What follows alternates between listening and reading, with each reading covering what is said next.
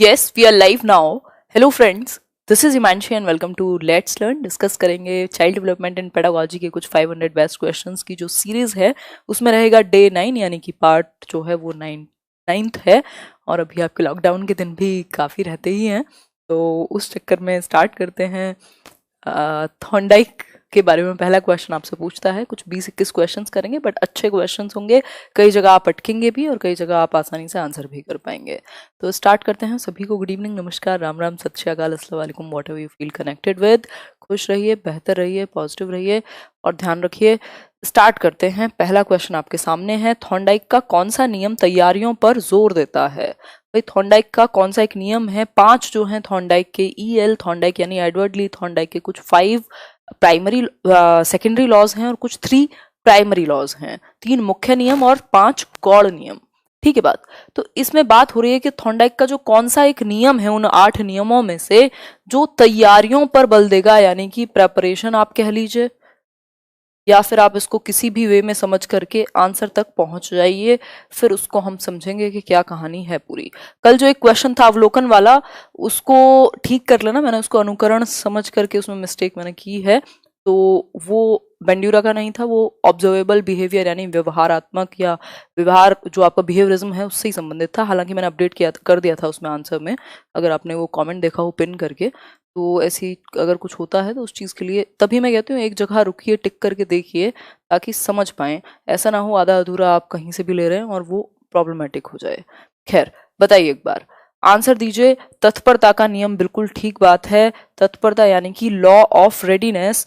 अगर बच्चा तैयार है सीखने के लिए तब तो वो सीख पाएगा, अदरवाइज तो आप उसे नहीं सिखा सकते। तो जो प्रेपरेशन है एक टीचर की, चाहे वो उसको आप उसकी प्रीवियस नॉलेज से जोड़ें, चाहे और बाकी के जितने भी फंडे अपनाएं, तैयार कर पाएं बच्चे को अपने सारे हथकंडे अपना करके, that is law of readiness. अगर तत्पर है तभी आपका कुछ भी जो अभ्यास है, प्रभाव है, आगे काम करेगा। अदरवाइज अगर रेडी नहीं है तो बाकी की बात तो भूल जाइए, कोई नहीं सिखा सकता अगर आप तैयार नहीं है सीखने के लिए। तो फेवरेबल सिचुएशंस आपको अवेल करानी होती हैं। अगर हम बात करें लॉ ऑफ रेडीनेस की, निम्नलिखित में से कौन सा एक व्यवहार की पुनरावृत्ति को बढ़ावा देता है, यानी कि जो आपका बिहेवियर है वो रिप्रोड्यूस करेंगे आप, या कहें तो उसको रिपीट करेंगे अपने किसी भी एक पर्टिकुलर व्यवहार को। इसमें से कौन सी एक बात, कौन सा एक जो ऑप्शन है वो सुनिश्चित करेगा आपके बिहेवियर के रेपिटेशन में कौन सी एक बात काम आएगी? पहला है पुनर्बलन यानी रीइंफोर्समेंट, सुषुप्ता, चंकिंग या फिर दंड। बताइए एक बार। तो ये बात हम समझते हैं कि रीइंफोर्समेंट जो है, रीइंफोर्समेंट का काम ही है कि किसी भी एक पर्टिकुलर बिहेवियर को वो रीइंफोर्स करे, यानी उसका जो अकरेंस है उसको बढ़ाए, उसकी जो रिपीट होने की जो प्रवृत्ति है उसको बढ़ाए, यानी कि उसके होने को बढ़ाए। तो पुनर्बलन क्या है? आपके व्यवहार को पुनर्बलित करेगा, रीइंफोर्स करेगा, एक तरीके से आपको बार बार वही व्यवहार आप करें, इसलिए रीइंफोर्समेंट दिया जाता है कि हाँ जो आप चाहते हैं जो व्यवहार वो रिपीट हो। ठीक, अगर आपके सामने बच्चे ने कोई सही काम किया और उसने एक सुंदर सा कुछ लेख लिखा, आपने देखा, आप चाहते हैं कि वो इससे भी बेहतर करे कल, आप उसको रीइंफोर्स करते हैं, कहते हैं वेरी गुड बेटा, बहुत अच्छा, बहुत आगे जाओगे, ये करोगे वो करोगे, अभी इसमें ये और हो सकता है लेकिन ये करो। तो उससे क्या होगा, वो जो व्यवहार है आप उसको पुनरावृत्ति चाह रहे हैं या तो उसको और बेहतर कराना चाह रहे हैं, यानी कि रिपीट हो वो एक्शन। आगे बढ़ेंगे नेक्स्ट क्वेश्चन पर। नोटिफिकेशन का कुछ इशू है, यूट्यूब में ग्लिचेस चलते रहते हैं और आजकल वैसे भी थोड़ा सा समय जो है वो टेढ़ा मेढ़ा है, उस चीज के लिए परेशान ना हो। 9 बजे आप आएंगे, 9 से 9:15 के बीच में, तो यहाँ लाइव चलता मिलेगा, है ना। अब टेक्निकल चीज़ें हैं, कभी कभी चीज़ें हो जाती हैं। अब ये तो दोष हमसे दिया नहीं जाएगा कि यूट्यूब ये करता है ना। यूट्यूब अच्छा प्लेटफॉर्म है और हर एक चीज़ के पॉजिटिव और नेगेटिव्स होते हैं, जैसे कि इंसानों के। निम्नलिखित में से कौन सी प्रथाएं सार्थक अधिगम को बढ़ावा देती हैं, यानी मीनिंगफुल लर्निंग को कौन सा एक तरीका है इन 4 ऑप्शंस में से जो प्रमोट करेगा? बताएं एक बार। पहला है शारीरिक दंड यानी फिजिकल पनिशमेंट, कॉर्पोरल पनिशमेंट, सहयोगात्मक अधिगम पर्यावरण, मतलब कि आप ऐसा कोऑपरेटिव लर्निंग एनवायरनमेंट अवेल कराएं बच्चे को, सतत एवं समग्र मूल्यांकन यानी कि कॉन्टिन्यूअस एवं कॉम्प्रिहेंसिव।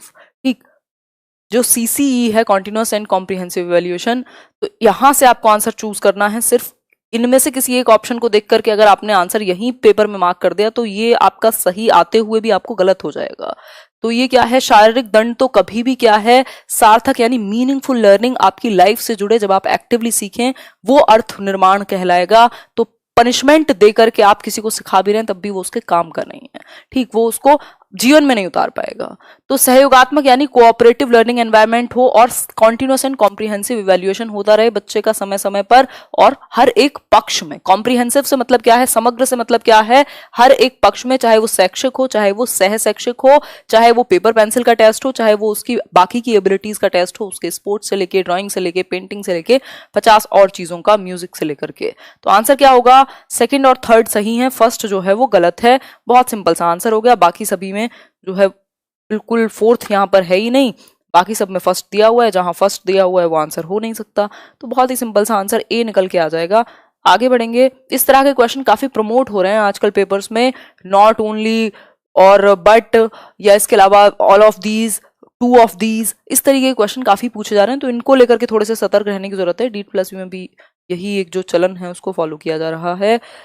प्रयत्न त्रुटि अधिगम के थॉर्नडाइक सिद्धांत ने डैश के महत्व पर जोर दिया है। लास्ट तक कीजिएगा, आज क्वेश्चन, कई क्वेश्चन लास्ट में काफी अच्छे हैं। बताइए एक बार। बहुत बढ़िया विक्रम, सही आंसर कर रहे हैं आप लोग।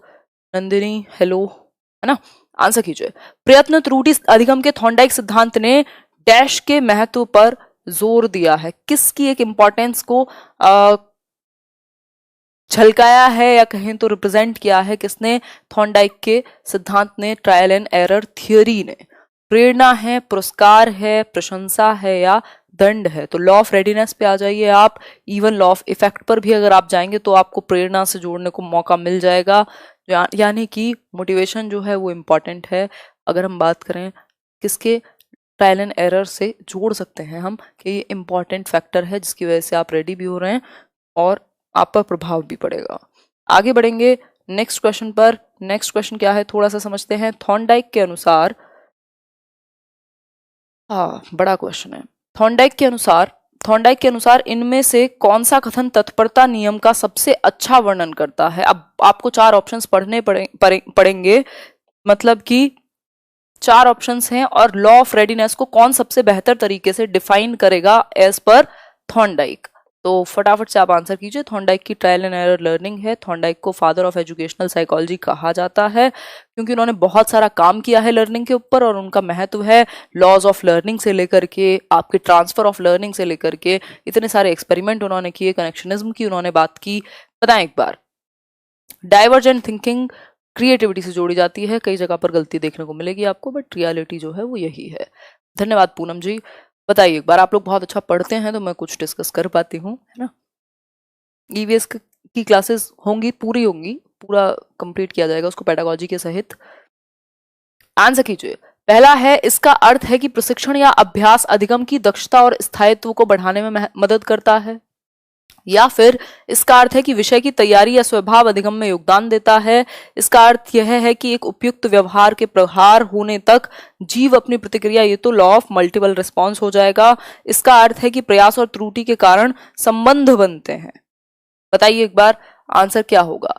तत्परता के नियम की बात हो रही है, ये कनेक्शनिज्म पर जोर देगा। सबसे अच्छा वर्णन, तो आंसर कीजिए। मिक्स्ड आंसर आ रहे हैं अभी भी। इसका अर्थ है कि प्रशिक्षण या अभ्यास अधिगम की दक्षता और स्थायित्व को बढ़ाने में मदद करता है, और दूसरा है इसका अर्थ है कि विषय की तैयारी या स्वभाव अधिगम में योगदान देता है। बताइए एक बार आंसर क्या होगा। आंसर जो है वो ए होगा। बहुत ही डिस्क्रिप्टिव तरीके से बताया हुआ है कि जो प्रशिक्षण है, जो अभ्यास है, जो प्रैक्टिस है और जो आपकी दक्षता है वो स्थायित्व को, गलत हो गया क्योंकि अभ्यास के बारे में बात नहीं हो रही, तत्परता के बारे में बात हो रही है। तो आंसर जो है वो ये है कि अगर आप रेडी हैं, जो फेवरेबल कंडीशंस अगर हैं तो आप सीखेंगे उस एक विषय को, आप तैयार कर पाएंगे आगे स्वाभाविक रूप से, अदरवाइज तो आप नहीं कर पाएंगे। ठीक है बात। तो आंसर आपका बी होगा। आगे बढ़ेंगे नेक्स्ट क्वेश्चन की तरफ। नेक्स्ट क्वेश्चन क्या है, नेक्स्ट क्वेश्चन देखेंगे। नेक्स्ट क्वेश्चन है, कोहलर के अंतर्दृष्टि अधिगम ने सिद्ध किया कि अधिगम डैश है। कोहलर का अंतर्दृष्टि नियम का मतलब है इंसाइटफुल लर्निंग जो थी वोल्फगैंग कोहलर की, जिसमें सुल्तान नाम के चिंपैंजी पर, हालांकि और भी चिंपैंजी थे बट फेमस जो है वो सुल्तान है। तो ये जो अधिगम का ये इंसाइटफुल लर्निंग है वो किस चीज को सिद्ध करता है या किस एक बात पर जोर देता है, बताएं एक बार। तो पहला ऑप्शन है एक स्वायत्त यादृच्छिक गतिविधि, जो एक इंडिपेंडेंट एक्टिविटी है उस पर, प्रयत्न और त्रुटि की एक घटना पर, या फिर एक मिनट रुको, या फिर अब क्लियर होगा आपको, या फिर संपूर्ण स्थिति की एक नई अनुभूति, या फिर उत्तेजना और प्रतिक्रिया के बीच एक संबंध। उत्तेजना प्रतिक्रिया की बात कंडीशनिंग में की जाती है, बिहेवियरिज्म में की जाती है, गेस्टाल्टवादी इसकी बात नहीं करते। एक स्वायत्त यादृच्छिक गतिविधि कह सकते थे इसको, बट कंडीशंस जो हैं वो क्रिएट की गई हैं जिससे कि इंसाइटफुल लर्निंग पर एक्सपेरिमेंट करके पता लगे। इसकी बात जो है कौन करेगा, थॉर्नडाइक करेंगे, ट्रायल एंड एरर की। जो आंसर होगा वो सी होगा, संपूर्ण स्थिति की एक नई अनुभूति, जो एक कंप्लीट सिचुएशन है, एज अ होल देखता है गेस्टाल्टवाद। एक सिचुएशन को एक होल के रूप में देखेगा और फिर इस होल में आपने अपने सेंसेस से, अपने एक्सपीरियंस के बेस पे क्या परसीव किया, नए तरीके से अनुभूति क्या हुई, वो जो परसेप्शन है वो डिपेंड करेगा, मतलब वो बहुत ज्यादा मैटर करेगा आपके इंसाइट या आपके आइडिया को आने पर।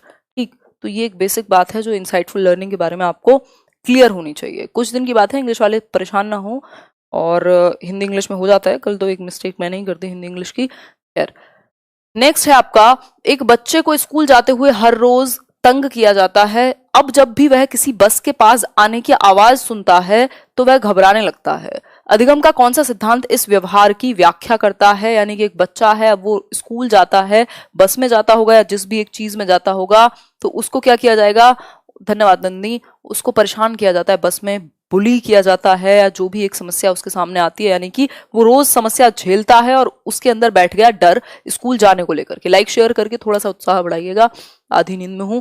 बताओ एक बार, अब क्या हुआ, अब वो किसी भी बस की आवाज सुन ले बच्चा, किसी भी एक बस की, कोई भी बस, चाहे वो उसके स्कूल की भी ना हो, तब भी वो डरने लगेगा। अब ये जो घबराहट है, ये कौन से सिद्धांत जो है इस व्यवहार की, इस बिहेवियर की व्याख्या करेगा? कौन सी एक थियोरी होगी जो इसको आगे एक्सप्लेन कर पाएगी?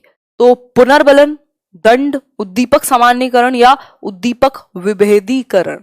जितने भी लोग डी आंसर कर रहे हैं, देखो ना तो पुनर्बलन की बात हुई है ना दंड की बात हुई है, उद्दीपक विभेदीकरण होता है स्टिमुलस डिफरेंशिएशन। तो डिफरेंस तो वो कर ही नहीं पा रहा। स्टिमुलस क्या है, डर कहां से लगता है उसे, अपने स्कूल जाते हुए जब उसको परेशान किया जाता है, मतलब उस एक पर्टिकुलर बस से, उस एक पर्टिकुलर स्कूल से जुड़ी हुई बात है, लेकिन अब वो किसी भी बस को देख करके डरने लगे, तो क्या है, उद्दीपक सामान्यीकरण। जो स्टिमुलस है जो उसको मजबूर करता था एक्शन लेने पे, डरने पे, वो क्या है, जनरलाइज कर दिया उसके दिमाग ने, यानी कि उसने जनरलाइज कर दिया, सामान्यीकरण हो गया। अब उसको हर वो मिलता जुलता स्टिमुलस सेम लगता है जिससे उसे डर लगता था। यानी कि आपको अगर काली ब्लैक कलर की किसी भी एक चीज से आपको डर लगता है, मान लो कोई भी एक ब्लैक डॉग ले लेते हैं, ब्लैक डॉग से आपको डर लगता है, अगर ऐसा हो जाए कि हर ब्लैक चीज से आपको डर लगने लगे, तो वो स्टिमुलस जनरलाइजेशन है।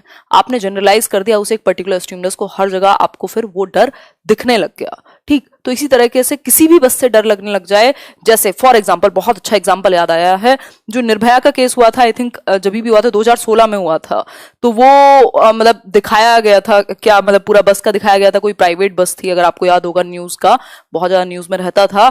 तो मेरी एक फ्रेंड है, अभी भी जब हम दोनों साथ में जाते हैं कहीं भी, तो एक वो प्राइवेट वाली जो बसेस होती हैं वो बिल्कुल खाली और कुछ भी एक सिंपल सा लिखा होता है, तो बहुत ज्यादा उस टाइम पे लोगों ने देखा, तो वो बोलती है स्पेशली कि यार हिमांशु देख निर्भया वाली बस, या साइड साइड से लियो यार, इससे बच के रहियो, ये वो, मतलब इस तरीके की चीजें, कि क्योंकि वो स्टिमुलस क्या हुआ, जनरलाइजेशन हो गया, वो अपने आप में इतनी बड़ी घटना बन गई कि क्या हुआ, आपने जनरलाइज कर लिया दिमाग में कि इस एक पर्टिकुलर चीज से, इस एक पर्टिकुलर जगह से आपको डर बैठ गया किसी चीज को लेकर के। ठीक, तो ये एक बात हुई स्टिमुलस जनरलाइजेशन की।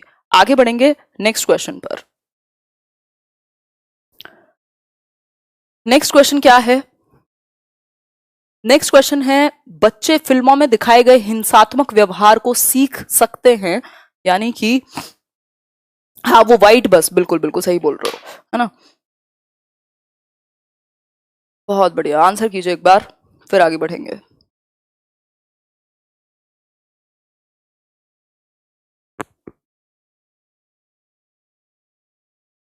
दो 2012 में, 16 में नहीं हुआ, हाँ 12 में हुआ होगा, फिर सॉरी, हाँ 12 में हुआ होगा, मैं किस में थी, 11th, हाँ सॉरी भाई, बताओ एक बार। बहुत बढ़िया। क्वेश्चन क्या है? क्वेश्चन है बच्चे फिल्मों में दिखाए गए हिंसात्मक व्यवहार को सीख सकते हैं। यह निष्कर्ष निम्नलिखित में से किस मनोवैज्ञानिक द्वारा किए गए कार्य पर आधारित हो सकता है? यानी जो बच्चे हैं वो मूवीज में जो दिखाए गए कुछ अग्रेसिव जो व्यवहार है, जहां पे गुस्सा या हिंसा हो रही है, उस एक चीज को सीख सकते हैं, उनके व्यवहार में वो एक चीज आ सकती है। अगर हम इस बात की बात करें तो कौन से मनोवैज्ञानिक होंगे जो इस सिद्धांत के बारे में, इस एक पर्टिकुलर बात के बारे में बात करेंगे, या कौन सा एक सिद्धांत है जो इस एक बात पर आधारित है? अगर तेरे नाम देख करके कोई हिंसा करे, कबीर सिंह देख करके कोई बच्चा वहां से कुछ सीख ले जो कि अग्रेशन हो अपने आप में, तो वो क्या है, ये कौन इस चीज की पैरवी करेगा? तो एल्बर्ट बेंड्यूरा हैं, जिनका सिद्धांत इस बात को कहता है। सिद्धांत क्या है इनका? अनुकरणात्मक सिद्धांत है, यानी इमिटेशन पे ये बात करेंगे, ऑब्जर्वेशन पे ये बात करेंगे। ऑब्जर्वेशनल लर्निंग है इनकी,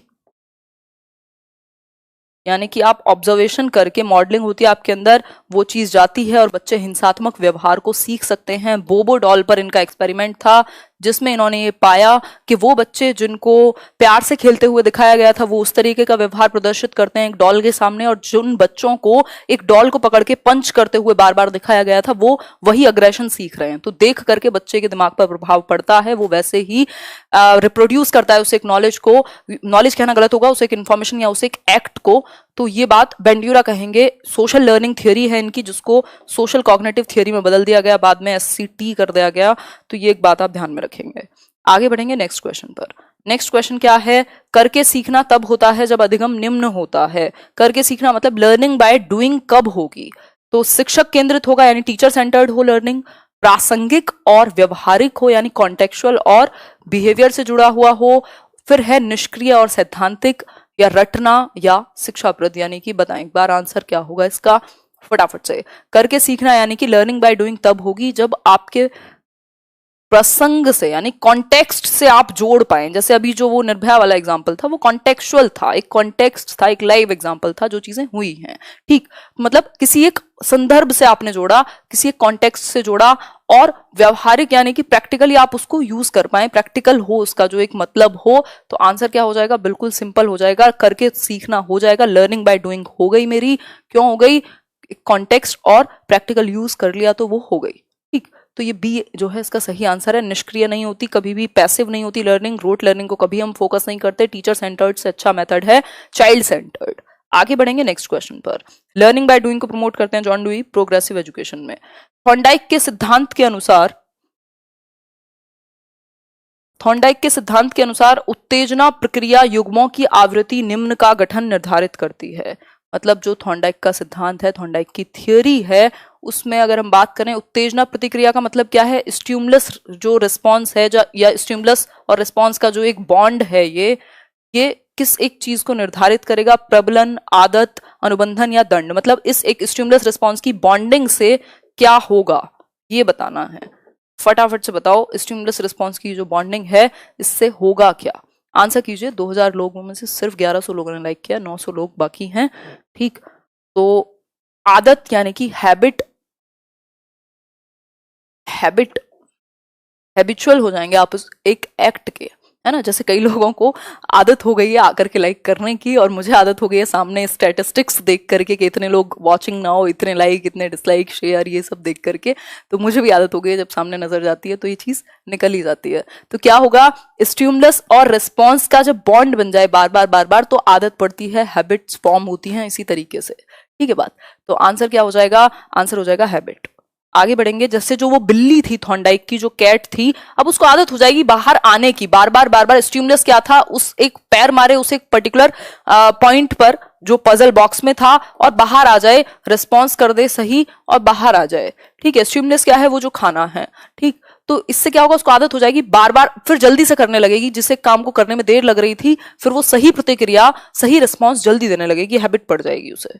ठीक है, तो आगे बढ़ेंगे।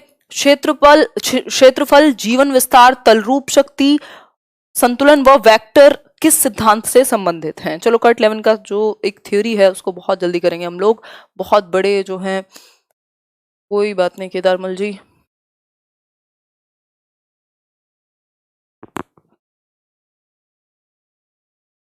टाइम लगेगा। दीपिका थोड़ी सी प्रैक्टिस कीजिए। हो जाएगा, कोई दिक्कत नहीं है, पेपर 2 हो या 1 हो। CDP, हिंदी, इंग्लिश, ये 3 सब्जेक्ट रत्ती भर का अंतर नहीं आता, बहुत हल्का सा अंतर आपके लेवल में देखने को मिलता है पेपर 1 पेपर 2 में। अगर कोई ये कह करके मूर्ख बनाता है कि हिंदी अलग पढ़ो पेपर 2 के लिए, इंग्लिश अलग पढ़ो, CDP अलग पढ़ो, तो वो बेकार की बात है। सिलेबस दोनों का सेम है, 3 सब्जेक्ट का, यानी 90 मार्क्स जो हैं आपके सेम हैं। बताइए एक बार, आंसर कीजिए। आंसर आप लोग अच्छा कर रहे हैं। आंसर क्या है? गेस्टाल्ट सिद्धांत नहीं कहेंगे, ये कर्ट लेविन का सिद्धांत है, यानी कि कर्ट लेविन की फील्ड थ्योरी है। जब हमें बिल्कुल टू बी प्रिसाइज, देखो यहाँ पे कहा गया है, ये नहीं पूछा आपसे कि किस स्कूल ऑफ साइकोलॉजी से जुड़ा हुआ है, यानी कि कौन सा एक वो संस्थान कह लीजिए या कोई भी एक विधा कह लीजिए जिससे जुड़ा हुआ है, वो नहीं पूछा। ये सिद्धांत किससे संबंधित है? सिद्धांत जो है ये किससे संबंधित है? यानी कि कर्ट लेविन का सिद्धांत है, सिंपल, कर्ट लेविन से संबंधित है। हालांकि आंसर इन दोनों में से कुछ भी गलत नहीं होगा, लेकिन पेपर है, अपनी मर्जी से ऑप्शन दे देते हैं उठा करके, तो आंसर इसमें सी होगा, जो सिंपल आंसर है। ये कोई पेपर में आया हुआ क्वेश्चन नहीं है, जनरल प्रैक्टिस का क्वेश्चन है, तो फॉर्म जो किए होंगे क्वेश्चन मेरे और आपके जैसे नॉर्मल इंसान ने किए होंगे, जो ऑप्शन है ये वाला, ठीक। तो इस फिर भी हम कर्ट लेविन के साथ जाएंगे। फील्ड थ्योरी जो है आपकी, कल भी हमने डिस्कस किया था, फील्ड थ्योरी में लाइफ स्पेस की बात होती है। जैसे एक व्यक्ति का लाइफ स्पेस है, उसकी पूरा एक लाइफ का स्पेस है, यहाँ पर पर्सन होगा, इधर कुछ वेक्टर और एक और दूसरा फोर्सेस होते हैं टोपोलॉजिकल। कुछ फोर्सेस ऐसे जो चेंज होते रहते हैं, कुछ जो चेंज नहीं होते, कुछ ऐसे होते हैं जो आपको अपने गोल की तरफ बढ़ाते हैं, मान लीजिए गोल यहाँ है, और कुछ ऐसे होते हैं जो आपको वापस लेकर के आते हैं। तो ये जो, और फिर एक इक्वेशन भी मैंने आपके साथ शेयर की थी, behaviour is equal to function of person and environment. तो एक पर्सन के एनवायरमेंट का जो इंटरेक्शन है वो आपके व्यवहार को बेसिकली क्या करेगा, प्रभावित करेगा। फील्ड थ्योरी इसी के बारे में बात करती है कि जो आपका लाइफ स्पेस है, जो आपका ये फील्ड है एक प्रॉपर लाइफ का, वहां पर कैसे वेक्टर फोर्सेस, टोपोलॉजिकल फोर्सेस काम करते हैं, ठीक है। तो ये एक बेसिक बात है। सी ऑप्शन इसका सही आंसर हम लेकर के चलेंगे। बी भी हो सकता था, गेस्टाल्टवाद में कोई नुकसान नहीं था, बट हम बिल्कुल स्पेसिफिकली अगर हमारे पास ऑप्शन है तो हम उसके साथ जाएंगे, ठीक। नेक्स्ट है, प्रतिक्रिया का विलोप होना निम्नलिखित में से किसके बाद अधिक कठिन है? प्रतिक्रिया का विलोप होना यानी रिस्पॉन्स जो है वो एक्सटिंक्ट हो जाएगा। रिस्पॉन्स जो है वो एक्सटिंक्ट हो जाएगा, एक टाइम पर आना बंद हो जाएगा रिस्पॉन्स। अगर रिस्पॉन्स के एक्सटिंक्शन की हम बात करें, विलुप्तीकरण की हम बात करें, तो बताइए एक बार, आंशिक पुनर्बलन के बाद, निरंतर पुनर्बलन के बाद, दंड के बाद, या मौखिक भर्त्सना यानी कि आपने बच्चे को बुरा भला सुना दिया तब? बताइए एक बार। बहुत बढ़िया, जितने भी लोग बी आंसर कर रहे हैं गलत कर रहे हैं आप। कॉन्टिन्यूअस जो रीइंफोर्समेंट है, एक टाइम के बाद फर्क पड़ना बंद हो जाएगा। आपको हर बात पे अगर चॉकलेट ही देते रहें घर वाले, तो आपको चॉकलेट की वैल्यू खत्म हो जाएगी। एक टाइम पे आप कहेंगे मत दो, फर्क नहीं पड़ता, करना होगा तो करूंगा, नहीं तो नहीं, ठीक। तो आंसर क्या होगा? आंशिक पुनर्बलन, यानी कि वेरिएबल जो आपका रीइंफोर्समेंट है, वेरिएबल रीइंफोर्समेंट कह लीजिए इसको, पार्शियल रीइंफोर्समेंट कह लीजिए, यानी कि कभी दिया जाएगा कभी नहीं दिया जाएगा, या तो एक पर्टिकुलर इंटरवल के बाद दिया जाएगा या एक पर्टिकुलर एक्ट के बाद दिया जाएगा। आपको नहीं पता कब आपको वेरी गुड कहने सुनने को मिल जाए, कब आपको एक सरप्राइज गिफ्ट मिल जाए, नोबडी नोज। तो इसका मतलब क्या है? ये वेरिएबल है, कभी ज्यादा मात्रा में, कभी कम मात्रा में, कभी पहले, कभी समय के बाद। तो इसमें बहुत सारी मतलब वेरिएबल्स होते हैं, तो ये सबसे बेस्ट रहेगा। इसके बाद आपका विलुप्तीकरण होना ऑलमोस्ट नील है। भाई आप अगर किसी चीज को, किसी इंसान को अगर भूलने की इच्छा रखते हैं और वो कभी भी प्रकट होता रहे जब तब, तो क्या होगा? दिक्कत होगी, फिर आप भूल नहीं पाएंगे, ठीक। तो ये क्या है? आंशिक पुनर्बलन हो गया, हालांकि वो एक अपने आप में नेगेटिव रीइंफोर्समेंट का काम करेगा। तो एक बेसिक बात है। आगे बढ़ेंगे नेक्स्ट क्वेश्चन पर। ये दंड से और इन सब से तो विलोप होना, मतलब ये तो कोई पॉइंट ही नहीं बनता। तो रिस्पॉन्स क्या है? रिस्पॉन्स मतलब कि अगर हम बात करें इस एक पर्टिकुलर थियोरी की, तो आपका स्किनर वाली बात आ जाएगी। ये स्किनर की थियोरी से रिलेटेड है ये रीइंफोर्समेंट, जिसमें जो आपका चूहा है, अगर यहां पे अगर हम बात करें उसका जो रिस्पॉन्स है, रिस्पॉन्स क्या है? उस लिवर को प्रेस करना, ठीक, लिवर को प्रेस करना। अब वो अगर लिवर प्रेस करता रहे, खाना आता रहे, भूख लगे ना लगे कोई फर्क नहीं पड़ता, तो ये उतना प्रभावशाली नहीं है। लेकिन कभी प्रेस करे, मतलब प्रेस करे, कभी आए खाना कभी ना आए, तो उसका जो रिस्पॉन्स करने का मन है ना, वो कभी खत्म नहीं होगा, क्योंकि उसको उम्मीद रहेगी एक, ठीक। तो इस तरीके से इसको आप देख सकते हैं। आगे बढ़ेंगे नेक्स्ट क्वेश्चन पर। नेक्स्ट क्वेश्चन क्या कहेगा? सीखने की वह अवधि जब सीखने की प्रक्रिया में कोई उन्नति नहीं होती कहलाती है। भाई वो स्टेज है लर्निंग की जहां पर कोई भी क्या नहीं होगी, प्रगति नहीं होगी। जितने भी लोग कह रहे हैं डी क्यों नहीं होगा, तो वो जो डी ऑप्शन था वो था बच्चे को डांटना फटकारना, अब वो तो मैटर ही नहीं करता, वो तो रीइंफोर्समेंट या रिस्पॉन्स दिलवाएगा ही नहीं। ठीक, तो अगर हम बात करते हैं स्किनर की थियोरी को एक बार देखिए थोड़ा सा, फिर इस बात को आप ज्यादा बेहतर क्लियर कर पाएंगे। आंसर कीजिए फटाफट से। वो अवधि जहां जो उन्नति है यानी प्रोग्रेस नहीं होती, नो प्रोग्रेस पीरियड, या फिर प्रोग्रेस होती है तो ऐसी होती है जो दिखती ही नहीं है, इतना नेग्लिजिबल प्रोग्रेस है, नो प्रोग्रेस कह सकते हैं। प्लेट्यू है, सीखने का पठार है, जो हम डेली एक बार एक क्वेश्चन में आपको नए नए तरीके से करा ही देती हूँ क्योंकि पूछा भी जाता है। तो प्लेट्यूज ऑफ लर्निंग यानी सीखने में पठार आ जाना, एक रुकाव आ गया है ना, ये जो प्रोसेस है, अब आप आगे नहीं बढ़ रहे। आगे बढ़ेंगे नेक्स्ट क्वेश्चन पर। नेक्स्ट क्वेश्चन क्या है, अनुकूलित अनुक्रिया सिद्धांत किसके अनुकूलन पर बल देता है। अनुकूलित अनुक्रिया सिद्धांत का मतलब क्या है, कंडीशनड रिस्पॉन्स। कंडीशनड रिस्पॉन्स, अनुकूलित मतलब वो देखी होगी ना, अनुकूलित वो बस जाती है एसी वाली, तो उसमें लिखा होता है, तो उस वो कंडीशनिंग जो है वहीं से निकल करके आया है, या कंडीशनिंग से एयर कंडीशनर निकला है, ये कह सकते हैं। तो अनुकूलित अनुक्रिया यानी कि कंडीशनड रिस्पॉन्स की बात हो रही है कि किसके अनुकूलन यानी कि किसके एक कंडीशनिंग पर बल देगा, तर्क के, व्यवहार के, चिंतन के या अभिप्रेरणा के। तो ये व्यवहार में परिवर्तन कराया जाता है, यानी कि बिहेवियर को कंडीशनड किया जाता है। कंडीशनिंग क्या है, व्यवहार की होगी। यहाँ आपको याद होगा पेवलोव का क्लासिकल कंडीशनिंग, शास्त्रीय अनुबंधन, जिसमें क्या है, व्यवहार क्या है, कुत्ते का स्टिमुलस क्या है, फूड, और व्यवहार क्या है उसका, लार का गिरना, सेलिवेशन। तो व्यवहार को अनुकूलित कराया गया, रिस्पॉन्स वही रहेगा, चाहे इस फूड की जगह पर बैल ले आया वो बाद में, और इस बैल को जो कि एक न्यूट्रल स्टिमुलस था, आर्टिफिशियल था, इससे भी सेम रिस्पॉन्स आया, क्या, सेलिवेशन हुआ। तो व्यवहार को कंडीशन किया जाता है कंडीशनिंग में, ठीक है। इसलिए बिहेवियरिज्म ही ये स्टिमुलस कंडीशन, स्टिमुलस रिस्पॉन्स पर जोर देता है। आगे बढ़ेंगे, नेक्स्ट क्वेश्चन क्या है, निम्नलिखित में से कौन सी अधिगम की एक विशेषता नहीं है, यानी कि which one of the following is not a characteristic या फिर फीचर किसका, लर्निंग का। बताएं एक बार। हाँ, टंग ट्विस्टर लग रहे होंगे कई बार, कुछ क्वेश्चन सही बोल रहा हूँ। आंसर कीजिए फटाफट से, कुछ दिन की बात है, कोई बात नहीं, इंग्लिश मीडियम में हम लोग जल्दी आएंगे। निम्न में से कौन सी अधिगम की एक विशेषता नहीं है, यानी कि भाई कैरेक्टरिस्टिक नहीं है किसका, लर्निंग का। अधिगम मतलब लर्निंग। तो पहला ऑप्शन है आपके सामने, अधिगम का अवलोकन प्रत्यक्ष रूप से किया जा सकता है, यानी प्रत्यक्ष रूप से मानिएगा इसको, थोड़ी बहुत मिस्टेक इनमें भी हो जाती है, मतलब कि आप डायरेक्टली ऑब्जर्व कर सकते हैं लर्निंग को। अधिगम व्यवहार में अपेक्षाकृत स्थायी परिवर्तन है, तो जैसा आप चाहते हैं एक्सपेक्टेड परिवर्तन है, या फिर अधिगम प्राणी की अभिवृद्धि है, या फिर अधिगम एक लक्ष्योन्मुख प्रक्रिया है।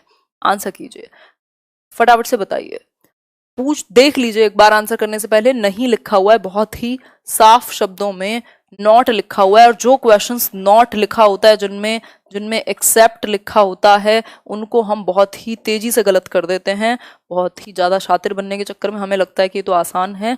तो आंसर जो है वो ए, जितने भी लोग दे रहे हैं उनका तो सही है। क्यों सही है, क्योंकि अधिगम का अवलोकन प्रत्यक्ष रूप से किया जा सकता है, ये सिर्फ बिहेवियरिज्म यानी व्यवहारवाद मानेगा। जो वो कल वाला क्वेश्चन गलत हुआ था ना, जिसको अवलोकन को अनुकरणात्मक मेरे दिमाग में चल रहा था, वो वही था।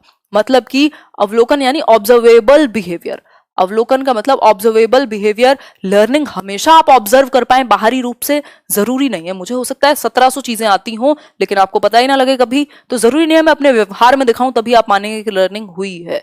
ऐसा नहीं है वो जो 33% बच्चा लेकर के आ रहा है तो उसको नॉलेज भी 33% की है, जरूरी नहीं है, ठीक। लेकिन बिहेवियरिज्म इसी बात को मानेगा कि जो दिखाया जा रहा है वही है, ठीक। तो आंसर क्या होगा, ए होगा। और लर्निंग सिर्फ बिहेवियरिज्म से सीमित नहीं है, बिहेवियरिज्म तक लर्निंग अपने आप में एक बड़ा कॉन्सेप्ट है, ठीक। तो ये ऐसी बात हो गई कि कोई बहुत सारे लोग हैं, अलग अलग विचारक हैं, वो एक बात मानेगा, कोई दूसरी बात मानेगा। तो यहाँ पे आंसर क्या हो जाएगा, ए ऑप्शन। लर्निंग सिर्फ और सिर्फ वो नहीं है जो आपके व्यवहार में बिल्कुल प्रत्यक्ष रूप से दिख जाए, डायरेक्टली आप ऑब्जर्व कर पाए, कई बार आपको खोद कर निकालना पड़ेगा, ठीक। आगे बढ़ेंगे नेक्स्ट क्वेश्चन पर। नेक्स्ट क्वेश्चन क्या है, निम्न में से कौन सा युग्म सही नहीं है, यानी कि ये जो जोड़ा है या जो कॉम्बिनेशन है, पेयर है, वो सही नहीं है। नॉट को फोकस कीजिएगा तभी आप आंसर दे पाएंगे। पहला है यहां सीखने का क्लासिकल सिद्धांत। क्लासिकल सिद्धांत से मेरा मतलब क्या होगा, क्लासिकल कंडीशनिंग जिसको पेवलोव ने दिया है। फिर है सीखने का उद्दीपक अनुक्रिया सिद्धांत यानी कि थॉर्नडाइक यानी कि स्टिमुलस और रिस्पॉन्स का सिद्धांत। फिर है सीखने का क्रिया प्रसूत अनुबंधन यानी कि BF स्किनर, बुरहस फ्रेडरिक स्किनर। फिर है सीखने का समग्र सिद्धांत यानी कि CH हल, क्लार्क हल ने नहीं दिया समग्र सिद्धांत। ये तो बात श्योर है। क्यों? क्योंकि जो होल की बात है वो गेस्टाल्टवाद करेगा और गेस्टाल्टवाद में हल का कोई जिक्र नहीं है। गेस्टाल्टवाद में मैंने आपको 4 नाम इंपॉर्टेंट बताए जिसमें से 3 तो बहुत ही इंपॉर्टेंट है। एक है कोहलर जिन्होंने इंसाइटफुल लर्निंग दी, दूसरे हैं कर्ट लेविन जिनकी फील्ड थियरी है, तीसरे हैं वोल्फगैंग कोहलर तो हो ही गए, कोफका हैं और वर्टहाइमर हैं जिनको फादर ऑफ गेस्टाल्टिज्म कहा जाता है। वर्टहाइमर या वर्दीमीर जिनको हम जानते हैं, तो उनको भी आप यहाँ ध्यान में रखेंगे। ठीक है, इनके अलावा हमने तो कोई नाम ऐसा नहीं सुना यहाँ पर कि हल होते हों। हल का मोटिवेशन की थियरी है, बिहेवियरिस्ट थे हल और CH हल जिनका ड्राइव रिडक्शन का सिद्धांत है। अगर हमें भूख लगी है तो हम ड्राइव है, वो भूख हंगर हमें ड्राइव करेगी, दौड़ाएगी, जैसे खाना मिल जाएगा वो रिडक्शन हो जाएगा उसमें। ये है हल की थियरी जो कि समग्र की बात नहीं करती। ठीक, बाकी तीनों ठीक हैं। स्टिमुलस रिस्पॉन्स को जो दिया है वो थॉर्नडाइक ने दिया है। क्रिया प्रसूत यानी ऑपरेंट कंडीशनिंग की बात BF स्किनर करते हैं। ठीक है, और क्लासिकल कंडीशनिंग को पेवलोव ने दिया है। तो बाकी सारी बातें तो ठीक हैं, बट D ऑप्शन ठीक नहीं है और यही हमारे लिए ठीक है क्योंकि आंसर हमें इसी से मिला है। आगे बढ़ेंगे नेक्स्ट क्वेश्चन पर। नेक्स्ट क्वेश्चन क्या है? निम्न में से कौन सा सीखने के मुख्य नियमों में शामिल नहीं है? मतलब ऐसा लगता है मुझे, मैं शायरी में मुशायरा देख रही हूँ ये जब से हिंदी वाला जो सेशन शुरू हुआ है ना। निम्न में से कौन सा सीखने के मुख्य नियमों में शामिल नहीं है, ये बताइए। मतलब कि इनमें से कौन सा एक जो नियम है वो थॉर्नडाइक के प्राइमरी लॉज में नहीं आएगा। तो ये पूछा है यहाँ पर, अभ्यास का नियम, तत्परता का नियम, बहु अनुक्रिया का नियम या फिर प्रभाव का नियम। आंसर कीजिए। बहुत बढ़िया रिस्पांस है आप लोगों का, बहुत बहुत बहुत सही। बताइए एक बार, बताओ।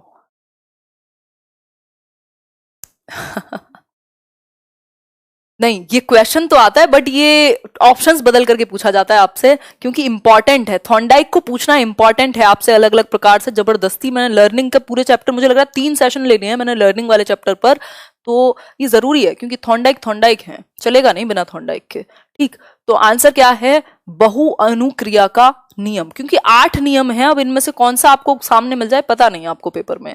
तो बहु अनुक्रिया यानी law of multiple response, MR, law of multiple response. सही प्रतिक्रिया देने से पहले आप 1000 बार गलतियां भी करते हैं, आप बहुत सारे रिस्पॉन्स करते हैं, बहुत बार रिस्पॉन्ड करते हैं अलग अलग तरीके से, लेकिन आप उद्देश्य तक पहुंचने से पहले, मतलब बात हो रही है कि आप गोल से पहले बहुत तरह की प्रतिक्रिया करते हैं। उनमें से कुछ निरर्थक होती हैं, कुछ सार्थक होती हैं।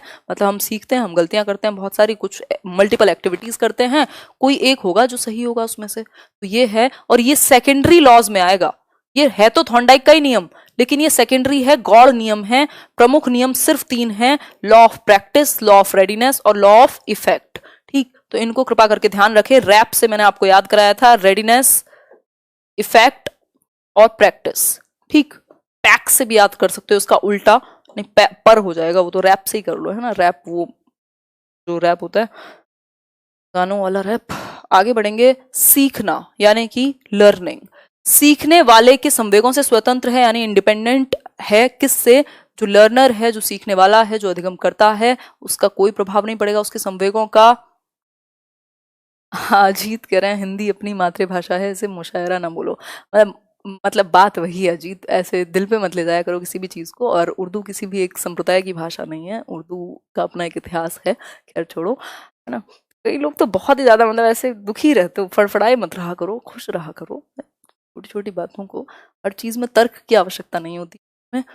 बताएं एक बार, सीखना क्या है? तर्क लगाना है तो क्वेश्चंस पे लगाओ ना, बातों में मत लगाओ। बताओ एक बार। खैर, आंसर कीजिए। सीखना सीखने वाले के संवेगों से यानी कि उसके इमोशंस से क्या है? इंडिपेंडेंट है। सीखने वाले के संवेगों से प्रभावित नहीं होता यानी कि प्रभाव ही नहीं पड़ेगा। जो संवेग यानी कि इमोशंस का आपके जो अधिगम करता है, जो लर्निंग है, उसके इमोशंस का कोई प्रभाव नहीं पड़ेगा सीखने वाले पर, नॉट पॉसिबल। फिर है संवेगों से क्षीण संबंध रखता है, बड़े तीखे संबंध हैं इमोशंस के साथ या सीखने वाले के संवेगों से प्रभावित होता है। सीटेट का बड़ा फेवरेट सा क्वेश्चन है, हर बार पूछा जाता है और वैसे भी पूछा जाता है। सीखने वाले के संवेगों से प्रभावित होगी लर्निंग जो है। आप ह्यूमंस हैं और ह्यूमन बीइंग के अंदर इमोशन होते हैं, आप रोबोट्स नहीं हैं। कई बार आप कंट्रोल कर लेते हैं, कई बार आप कंट्रोल नहीं कर पाते हैं। तो जो आपके इमोशंस हैं किसी एक चीज को लेकर, वो प्रभावित करेंगे आपकी लर्निंग को। अगर आप पॉजिटिव एटीट्यूड लेकर के आए हैं किसी एक व्यक्ति को देखकर, हाँ भाई मैं सीख लूंगा, ये सही से डिस्कस करेगा, मजा आएगा, तो आप एक अलग तरीके से सीखेंगे। किसी दिन आप दुखी हैं, किसी दिन आप परेशानी में हैं, डिप्रेशन में हैं, एंग्जाइटी में हैं, तो भाई लर्निंग में प्रॉब्लम आएगी, ऑब्वियस सी बात है। तो जो लर्निंग है वो इंडिपेंडेंट नहीं है, स्वतंत्र नहीं है सीखने से, ऐसा हो ही नहीं सकता। ठीक, तो आंसर क्या है? डी है। आगे बढ़ेंगे नेक्स्ट क्वेश्चन की तरफ। कक्षा शिक्षण में पाठ प्रस्तावना सोपान सीखने के किस नियम पर आधारित है ना? यानी कि कक्षा शिक्षण में मतलब जो आपकी क्लासरूम टीचिंग है, वहां पाठ प्रस्तावना, वो प्रस्तावना होता है ना, प्रेजेंटेशन कह लीजिए आप, या शुरुआत में जो पूछे जाते थे कुछ 3 क्वेश्चंस पूछते थे हम बच्चों से प्रीवियस नॉलेज के लिए कि अच्छा कोई भी चैप्टर पढ़ाने से पहले आपने वो लेसन प्लान देखा होगा अपने टीचिंग ट्रेनिंग में, या नहीं भी देखा हो तो भी देख लीजिएगा। लेसन प्लानिंग बेसिकली हम क्लास में जाने से पहले करते हैं कि हम बच्चों को किस तरीके से क्या पढ़ाएंगे, किस तरीके से एक्टिविटीज क्या क्या होंगी, पूरी क्लास का एक टाइम क्या होगा, और उस तरीके से हमने क्या प्लान किया है। लाइक शेयर सब्सक्राइब आप लेट्स लर्न को कर सकते हैं, हम आपके आभारी होंगे। एक काल्पनिक बात थी। बताइए एक बार, आंसर कीजिए। कक्षा शिक्षण में पाठ प्रस्तावना बिल्कुल सादृश्यता के नियम पर नहीं है, साहचर्य पर भी नहीं है, तत्परता का जो नियम है ना वो यहाँ पर मैटर करेगा। बच्चा कितना तैयार है सीखने के लिए, मेंटली, फिजिकली, बाकी सिचुएशंस में, इसलिए आप उससे प्रीवियस नॉलेज के आधार पर क्वेश्चंस पूछते हैं। प्रीवियस नॉलेज यानी कि उसका पूर्व ज्ञान, नोन टू अननोन जाया जाता है, यहाँ नोन टू अननोन जाएंगे आप। भाई बच्चा जो जानता है पहले से, पहले चैप्टर में उसने क्या सीखा, उससे जो आप नया सिखाने वाले हैं उसकी तरफ उसको लेकर के जाते हैं। मतलब आप देखते हैं कि वो कितना तैयार है सीखने के लिए। ठीक, नोन टू अननोन। ठीक, ज्ञात से अज्ञात की ओर आगे बढ़ जाएंगे नेक्स्ट क्वेश्चन पर। नेक्स्ट क्वेश्चन क्या कहता है ये बताइए। नेक्स्ट क्वेश्चन को देखेंगे पहले तभी तो बताएंगे। यदि पूर्व ज्ञान व अनुभव नए प्रकार के सीखने में सहायता करते हैं तो उसे कहते हैं, यानी पूर्व ज्ञान का मेरा मतलब क्या है यहाँ पर, प्रीवियस नॉलेज आपको, और प्रीवियस नॉलेज और आपके एक्सपीरियंसेस कुछ नया सीखने में, कुछ न्यू नॉलेज में। बहुत बढ़िया लवली पांडे। क्या करेगा, हेल्प करेगा अगर, तो क्या कहेंगे आप इसे, बताएं एक बार। प्रशिक्षण स्थानांतरण, सकारात्मक प्रशिक्षण स्थानांतरण सीखना या नकारात्मक प्रशिक्षण स्थानांतरण, बताएं एक बार, आंसर कीजिए। बहुत ही बढ़िया, क्या आंसर कर रहे हैं आप लोग। सकारात्मक प्रशिक्षण स्थानांतरण मतलब कि ये पॉजिटिव ट्रांसफर ऑफ लर्निंग है, जिसकी बात थॉर्नडाइक करते हैं कि लर्निंग में ट्रांसफर कैसे होगा। यदि कुछ चीजें आपने पहले से सीखी हुई हैं और वो आपको आगे कुछ नया सीखने में मदद कर रही हैं तो वो पॉजिटिवली ट्रांसफर हो रहा है लर्निंग का। लेकिन अगर पुरानी सीखी हुई चीजें प्रॉब्लम करें नया सीखने में तो वो नेगेटिव हो जाएंगी। जैसे मैंने कल एग्जांपल दिया था, हिंदी सीखना यदि बाधा बनेगा आपको किसी और भाषा को सीखने में तो वो नेगेटिव ट्रांसफर है। साइकिल सीखी हुई आपकी हेल्प कर रही है आपको बाइक या स्कूटी सीखने में तो वो पॉजिटिव ट्रांसफर है, जो कि इसका उदाहरण हुआ। जीरो ट्रांसफर क्या है, जीरो ट्रांसफर होगा क्या, ये तो खैर कुछ और ही बन गया। मतलब जीरो ट्रांसफर क्या होगा, जीरो ट्रांसफर होगा आपका वो जब पहली सिचुएशन का सीखा हुआ नई सिचुएशन में कुछ काम ना आए। मतलब आपका गिटार बजाना और साइकोलॉजी पढ़ना दो अलग चीजें हैं। हालांकि साइकोलॉजी में लर्निंग पढ़ रहे हो तो मदद हो सकती है साइकोलॉजिकली, बाकी तो आपको दोनों अलग तरीके से सीखने पड़ेंगे, सिर्फ पढ़ने से नहीं होगा। सीखना है, सीखना क्या है फटाफट से बता दीजिए। अनुभव तथा अभ्यास का परिणाम, व्यवहार में अपेक्षाकृत स्थायी परिवर्तन, व्यवहार में परिवर्तन या उपयुक्त सभी। आंसर कीजिए नयाज अली, आप रोज लेट आते हैं। यार मैं ये सब बातें नहीं करती हूँ, मतलब ये धर्म है मेरा कि जब मौका मिले तब सीख लो, लेट आओ जल्दी आओ जो करना है करो, बट सीखो, वो इम्पोर्टेंट है। अगर मजा आएगा और सब कुछ ठीक होगा तो अपने आप भी भाग करके आएंगे आप या कोई भी व्यक्ति हो। आप किसी को जबरदस्ती नहीं सिखा सकते बांध करके, मतलब ये मेरा पर्सनल पॉइंट ऑफ व्यू है। आंसर कीजिए। सीखना क्या है, सब कुछ है, मतलब उपयुक्त सभी है, ऑल ऑफ दी अबव है, एक्सपीरियंसेस और आपने जो प्रैक्टिस की है उसका भी रिजल्ट है, आपके व्यवहार में जो आपने रिलेटिवली स्थायी परिवर्तन लाए हैं आप ऑलमोस्ट वो है, और व्यवहार में परिवर्तन तो है ही, चेंज इन बिहेवियर तो है ही। ठीक है बात, आगे बढ़ेंगे। नेक्स्ट क्वेश्चन अगर बचा होगा तो उसको सॉल्व करेंगे, अदरवाइज तो यहीं तक रखेंगे, मतलब कुछ 21 क्वेश्चन मेरे ख्याल में हुए होंगे। ख्याल से तो काम नहीं चलेगा, एक मिनट लेट मी चेक। रुक जा, पता भाई, पता नहीं। हाँ 21 ही है, ठीक। तो आउट ऑफ 21 आपके कितने ठीक हुए क्वेश्चंस आज के, वो आप बताइएगा। और किसी भी क्वेश्चन में गलती से भी, जैसे कल उसमें गड़बड़ हुई थी, तो कोई डाउट अगर रह जाए तो पूछ लीजिएगा। कई लोगों ने कमेंट किया था उस क्वेश्चन को लेकर के, इसलिए मेरी नज़र चली गई कमेंट पर। फिर मैंने देखा कई कमेंट्स हैं, तब मैंने उस क्वेश्चन को देखा, फिर देखा कि हाँ अवलोकन को मैंने अनुकरण पढ़ लिया। तो इस तरीके से कोई भी अगर डाउट रहता हो तो वो बताइएगा। 12 आए हैं, मतलब आप लेट आए हो, 12 आए हैं आउट ऑफ 30 नहीं, 21 आए होंगे स्वीटी। 19 आए हैं नाजिया के, बहुत ही अच्छी बात है। तो 21 में से 18 आए हैं सलोनी के। चलिए बहुत बढ़िया। खुशबू के 16 हैं। गुड नाइट है भाई सभी को। आप सभी भी ध्यान रखिए और सुकून से पढ़िए, बहुत ज़्यादा भाग दौड़ी में मत रहिए, आराम से सीखिए और भावनाओं को समझिए, शब्दों पर मत जाइए। कुछ बातें आपके ऐसे हम लोग एक्टिव बने रहे हैं, ऐसा ना लगे कि गूगल से पढ़ रहे हैं आप, है ना। तो एक ह्यूमन फील आए आपको बीच बीच, इसलिए हंसी मजाक चलता रहता है, उसको दिल पे ना लिया करो। बाकी ऐसी कोई बात मैं कहती नहीं हूँ, ले लोगे तो कोई दिक्कत नहीं है, ठीक। तो नोट्स बना सकते हो, बिल्कुल बिल्कुल। कुमकुम या जो भी नाम था आपका, बिल्कुल नोट्स बनाइए। पहले भी बहुत लोगों ने नोट्स बनाए वीडियोस से और हेल्प मिली है ना। मेरे पास पड़े भी हुए हैं, आप में से कुछ लोगों ने नोट्स मेरे को मीटअप में दिए थे, है ना। चलिए फिर टेक केयर, गुड नाइट। कल सेशन बिल्कुल होगा। कल क्या है, रोज लॉकडाउन है, रोज पढ़ाई है ना, यहाँ कोई छुट्टी होती नहीं है। चलिए टेक केयर, गुड नाइट, कल मिलते हैं। और अभी तो खैर 10 बजे भी, अच्छा उधर मिलेंगे अन अकेडमी पर। चलिए फिर टेक केयर, गुड नाइट, ध्यान रखिए। लाइक शेयर आप कर सकते हैं।